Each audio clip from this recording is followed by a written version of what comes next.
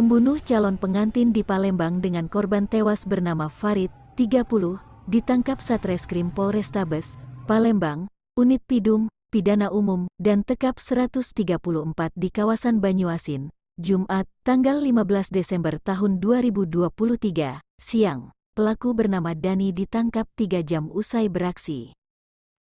Kapolrestabes Palembang, Kombes Pol Haryo Sugihartono melalui Kasat Reskrim AKBP Haris Dinzah membenarkan penangkapan pelaku penusukan calon pengantin yang menyebabkan korbannya tewas.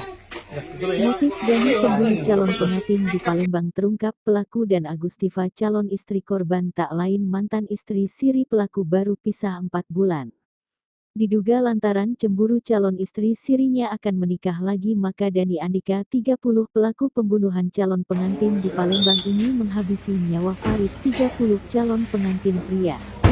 Hal ini diungkap Kapolrestabes Palembang, Kombes Pol Haryo Sugihartono didampingi Kasat Reskrim AKBP Haris Dinzah saat gelar perkara di halaman Mapolrestabes Palembang, Sabtu tanggal 16 Desember tahun 2023, siang.